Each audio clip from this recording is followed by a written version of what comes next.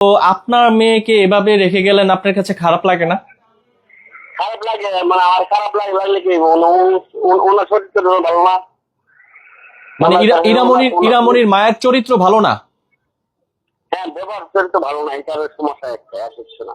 আসসালামু আলাইকুম, আমি রয়েছি আরিফ হায়দার আপনাদের সঙ্গে।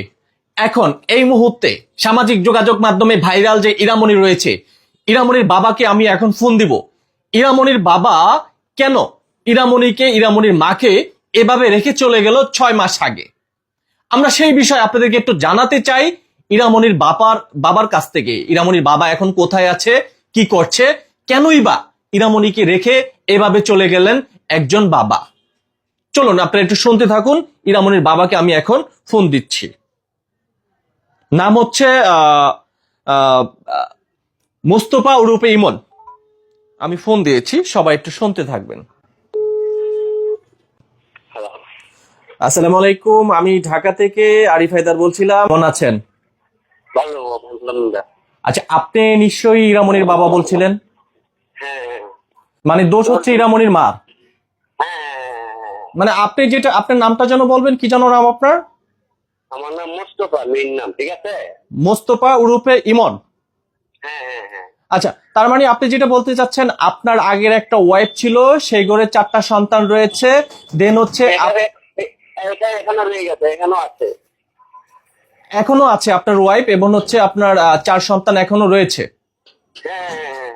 আচ্ছা, আমরা যেটা জানতে পারলাম, আপনি ইরামনির মাকে বিয়ে করেছেন, মানে হচ্ছে আপনার এখন বর্তমানে যে ওয়াইফ রয়েছে, এই ওয়াইফ থাকা সত্ত্বে তারপরে আপনি ইরামনির মাকে বিয়ে করেছেন। হ্যাঁ হ্যাঁ হ্যাঁ। আচ্ছা, আপনি ইরামনির মায়ের সাথে কতদিন বা কত মাস সংসার করেছিলেন? এইটা অনেক বছর হয়ে গেছে, তো প্রায় 10-12 বছর মতো হয়ে গেছে। 10-12 বছর। আচ্ছা, ইরামনি তো আপনার মেয়ে, রাইট? হ্যাঁ, রাইট।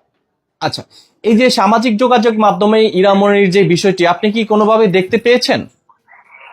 না, আমি বললাম না যে আমি অর্থের কারণে মানে বাড়ি থেকে বাইরে হবো, এটা আমার সমস্যা মুখ আসছে না।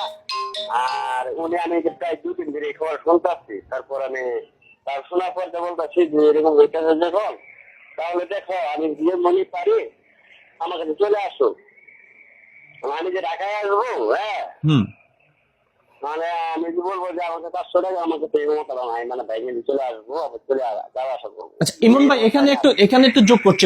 তার মানে বোঝা গেল ইরামনির প্রকৃত বাবা হচ্ছেন আপনি, মোস্তফা উরুপে ইমন, রাইট? হ্যাঁ হ্যাঁ হ্যাঁ হ্যাঁ হ্যাঁ। আচ্ছা, আপনার বর্তমানে বয়স কত? 33। 33 প্লাস।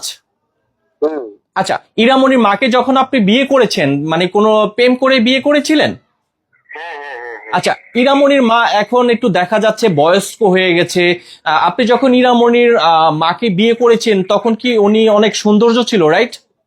হ্যাঁ, মোটামুটি ছিল। মোটামুটি ছিল, মানে চেহারার কারণে মানে নষ্ট হয়ে গেছে।